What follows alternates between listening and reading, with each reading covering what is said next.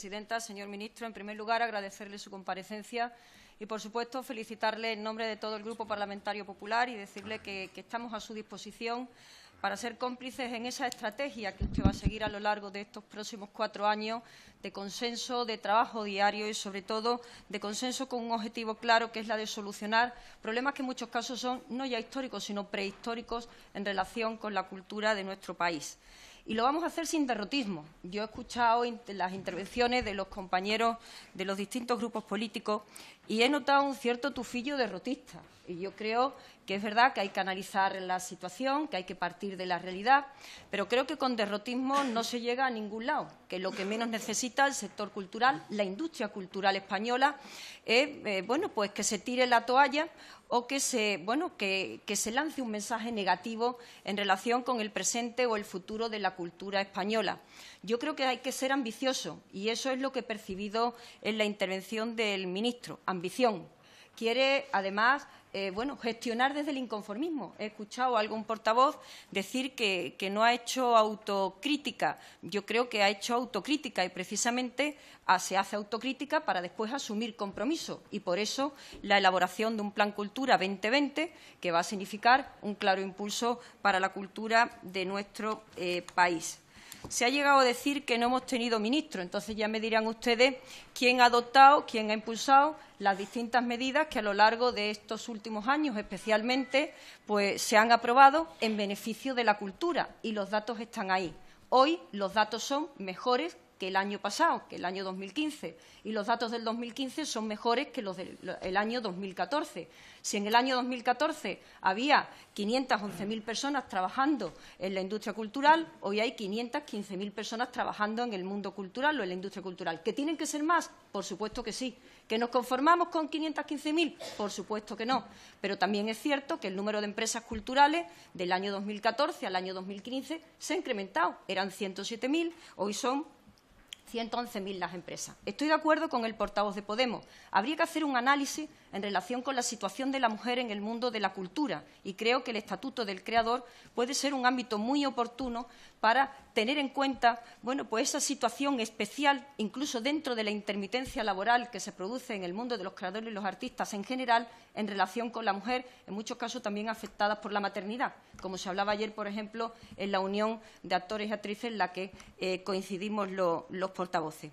Creo también que es importante hacer un reconocimiento en relación con el consumo a la cultura. Hoy se consume más cultura que hace unos años. Hoy los hogares españoles consumen más cultura y no podemos obviar que hoy, por ejemplo, o este año, se ha incrementado el ingreso por entradas en cine en casi 8 millones de euros con relación al año anterior, o que, por ejemplo, y otro dato importante, por ejemplo, en relación con los videojuegos, al que ha hecho alusión también el grupo, creo que Ciudadanos, creo que ha sido Félix el que ha hecho alusión a la situación de los videojuegos, a la empresa de videojuegos. Hoy, por ejemplo, España es el cuarto país en Europa en relación con el mercado de videojuegos. Por lo tanto, el punto de partida es positivo. Y si ahora todos somos capaces de sentarnos, ponernos de acuerdo, y he escuchado muchas propuestas que hacen indicar que podemos llegar a acuerdos porque todos somos conscientes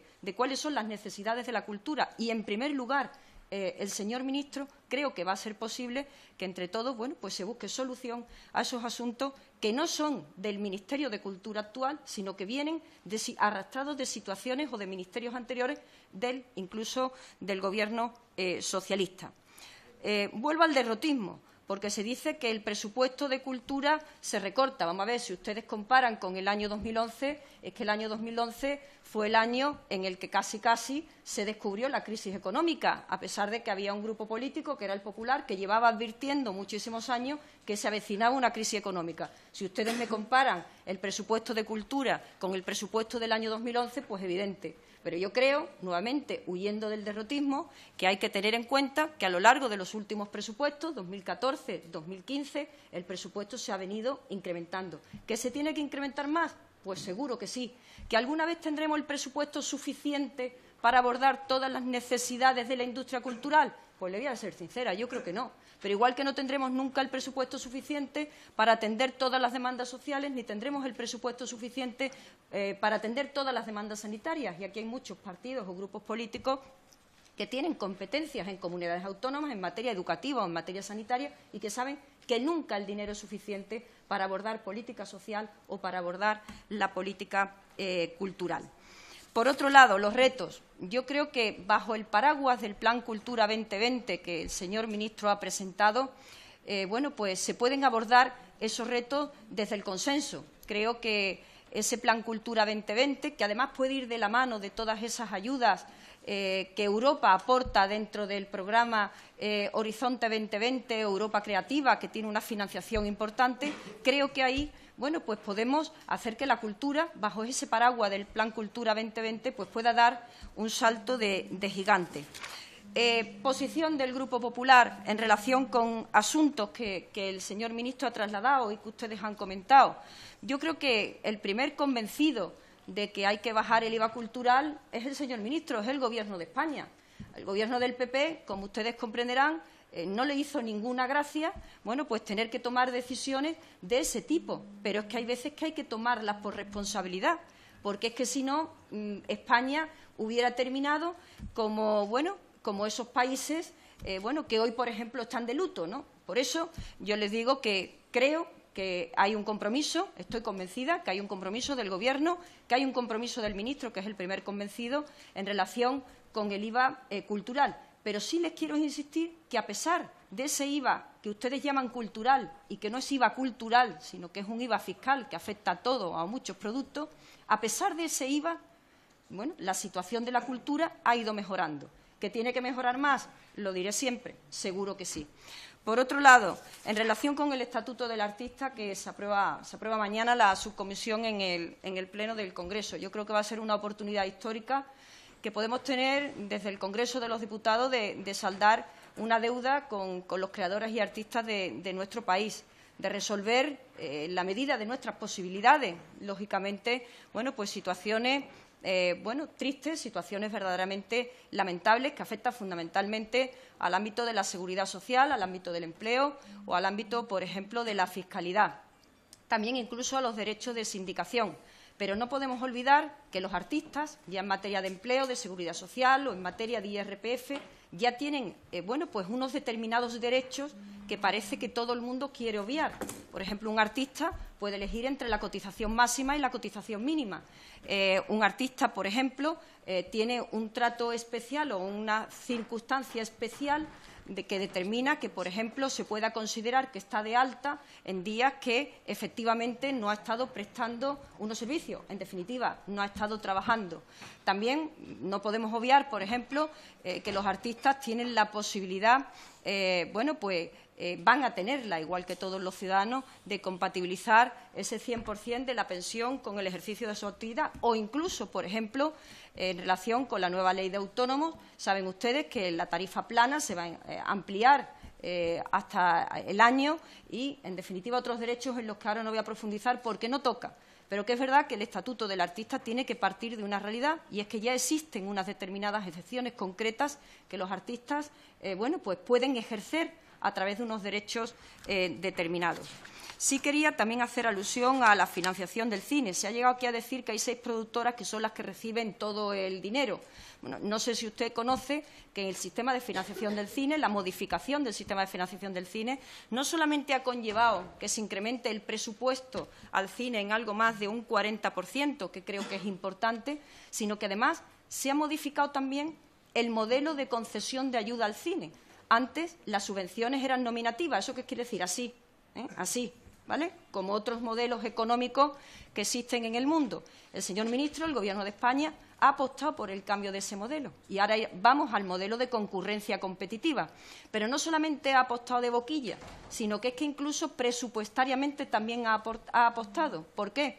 Porque en el último presupuesto del año 2016, que es el presupuesto que ahora mismo estamos ejecutando, se ha incrementado de una manera importante el presupuesto destinado a esas convocatorias de concurso para recibir una subvención y, en cambio, se ha reducido el presupuesto de las subvenciones nominativas. Pero lo más importante es que una comisión evaluadora es la que decide cuáles son las producciones subvencionables y en qué cuantía. Yo creo que eso es importante y que claramente refleja, bueno, pues un respeto a la autonomía o a la independencia, termino, del cine. Piratería, y termino con ella, creo que hay que felicitarle, de verdad, por esas iniciativas que nos traslada y que espero que se confirmen. Creo que la Fiscalía en materia de piratería es fundamental y que va a dar un respiro al sector importantísimo. Un sector que, por culpa de la piratería, una industria que, por culpa de la piratería, pierde empleo, un Estado que, por culpa de la piratería, pierde también ingresos, se pierden ingresos de IVA o se pierden ingresos por IRPF, por lo tanto, nos perjudica a todo, nos daña a todo.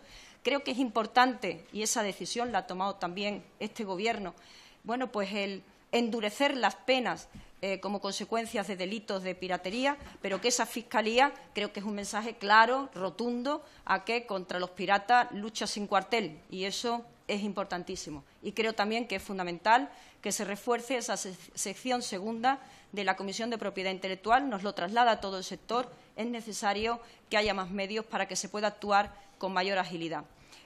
Sé que el Gobierno se está reuniendo con las entidades de gestión para solventar una alternativa en relación con la copia privada, compensación por copia privada.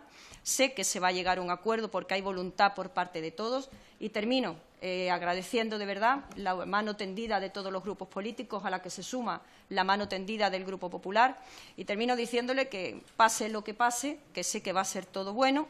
Creo que en política, igual que en la vida, no hay que ser derrotistas, sino que hay que tener esperanza. Y yo lo que percibo últimamente en todas las reuniones que estamos manteniendo con el sector es que en el sector hay esperanza y, por lo tanto, lo que espero es que haya también un Congreso que tenga esperanza en el futuro de una de las industrias más importantes de nuestro país. Muchas gracias.